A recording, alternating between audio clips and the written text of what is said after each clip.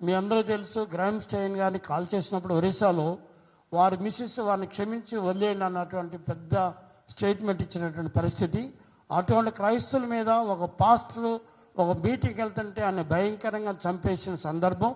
దాన్ని రకరకాలుగా దాన్ని మాట్లాడచ్చు, దాన్ని వేరేగా తీసుకెళ్తే ప్రయత్నిస్తున్నది మంచిది కాదు. మీ అందరూ కూడా, ప్రభుత్వాలు కూడా మంచిది కాదు అది. మేము క్రైస్తవులు శాంతియుతంగా ఉంటారని అనుకోవద్దు. అది ఆ రోజులు కూడా పోయినాయి. ఇప్పుడు జాగ్రత్తగా ఉండండి, ఖబర్దార్. ఏ ప్రభుత్వాలు కూడా నిశ్చితంగా దాన్ని ఎంక్వైరీ చేయండి.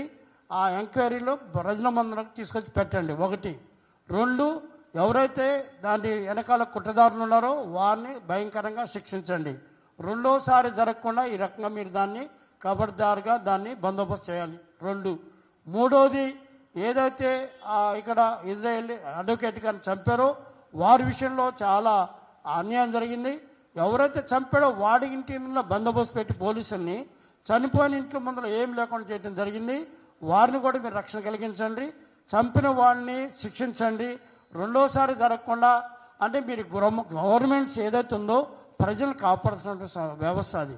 ఆ వ్యవస్థ మీరు ఫెయిల్ అవుతున్నారు. అక్కడ ఒక రెస్పెక్టెడ్ ప్రొఫెషనల్స్ ఉన్న వ్యక్తులకే మీరు సరైనటువంటి బందోబస్తు చేయనటువంటి ప్రభుత్వాలు సామాన్య కార్యకర్తలకి, సామాన్య ప్రజలకు ఏం చేయగలుగుతారు? ప్రజల్ని మీరు రక్షించుకునే స్థితిలో మీరు లేనప్పుడు ప్రభుత్వాలు దిగిపోవాలి. మీరు అవసరం లేదు.